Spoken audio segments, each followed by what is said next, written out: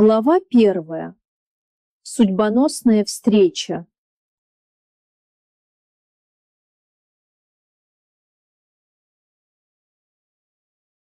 Луи был известным французским художником, чьи работы высоко ценились в мире искусства.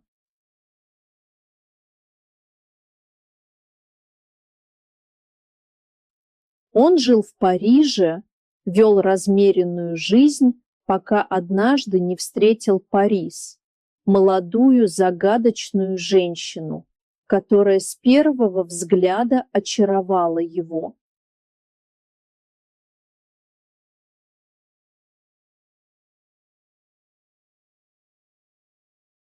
Их встреча выглядела случайной. Она столкнулась с ним в ресторане, уронив бокал вина на его рубашку.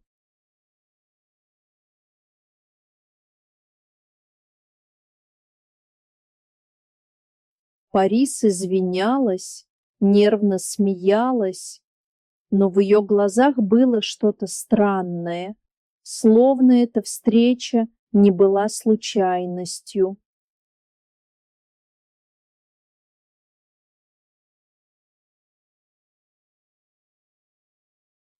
Луи влюбился стремительно.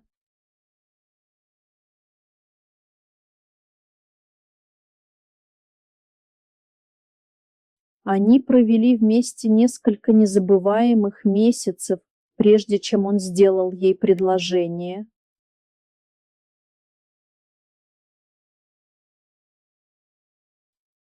Она согласилась, но иногда в ее поведении появлялись странности.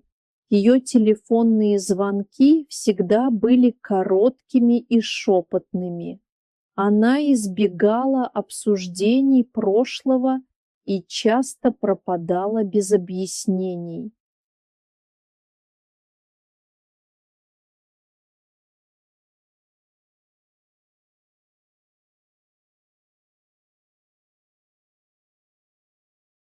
Однажды она рассказала ему о российском олигархе, который заинтересовался его работами и хочет организовать выставку в Санкт-Петербурге.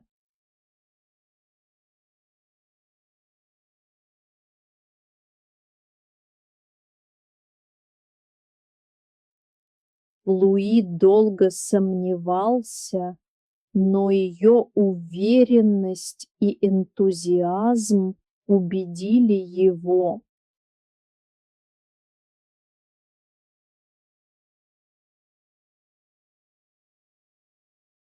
Глава 2. Исчезновение.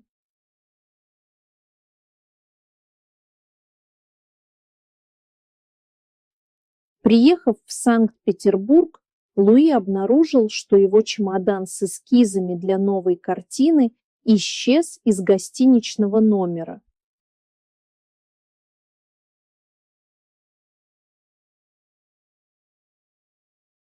Паника охватила его.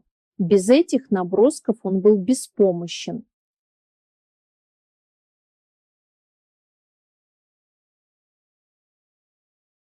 «Кто мог их украсть?»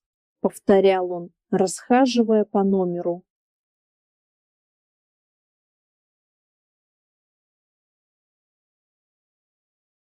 Сотрудница отеля Катя предложила помощь.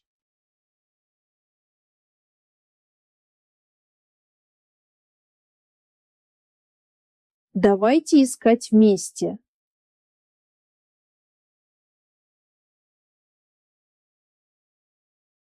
Луи, Парис и Катя начали расспрашивать персонал и гостей отеля.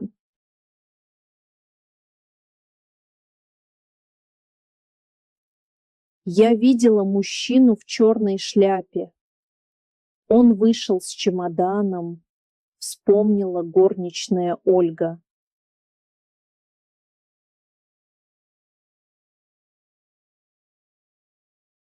Камеры не работали. Странно, хмуро сказал охранник Игорь.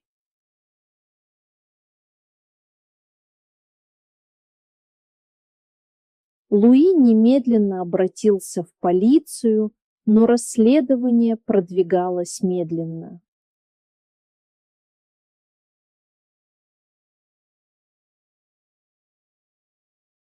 Он начал подозревать, что исчезновение не было случайным.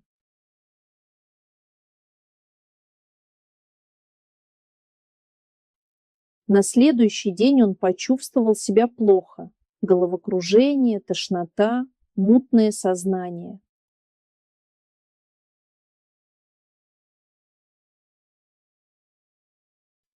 «Это стресс», – пробормотал он.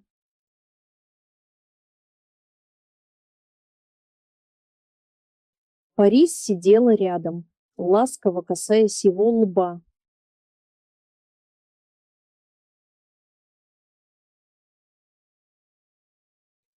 «Ты должен отдохнуть. Я займусь твоими картинами».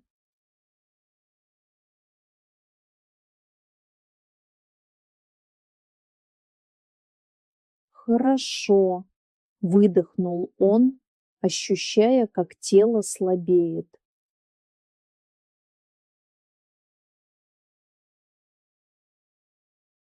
Когда в номер вошла горничная, она застала его в полубессознательном состоянии.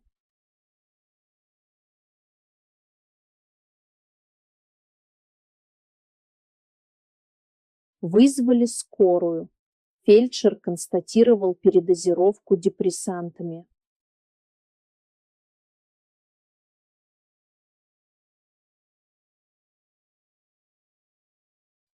«Срочно в реанимацию!»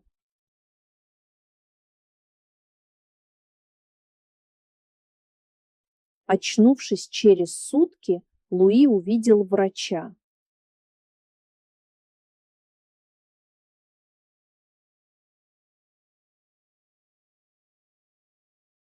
«Вы спасли меня!» – слабо прошептал он.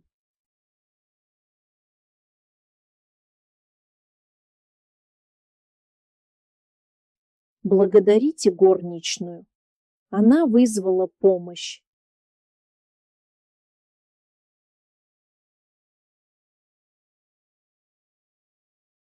Парис не было рядом.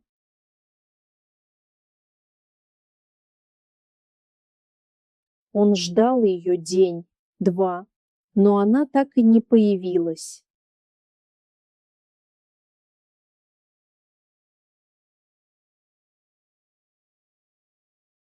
Вернувшись в отель, он обнаружил, что в сейфе остались только билет на самолет, кредитные карты и 100 евро.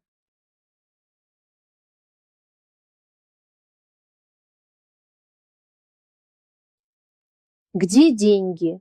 Где мои картины? Где Парис?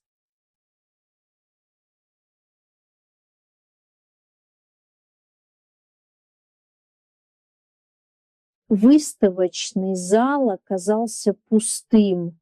Его работы так и не были доставлены.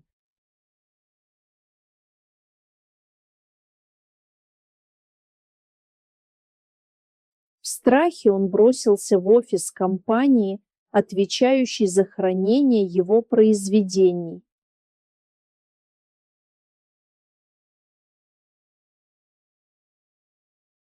Там подтвердили, что некая Парис лично забрала все картины.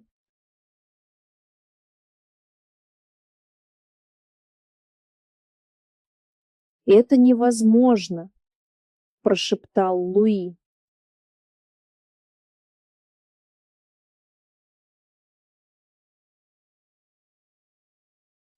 Он попытался убедить себя, что ее похитили, что это заговор.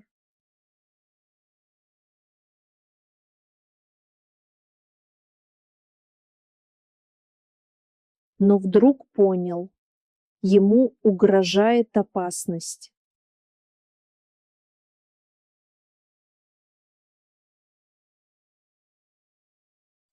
Он должен срочно вернуться в Париж.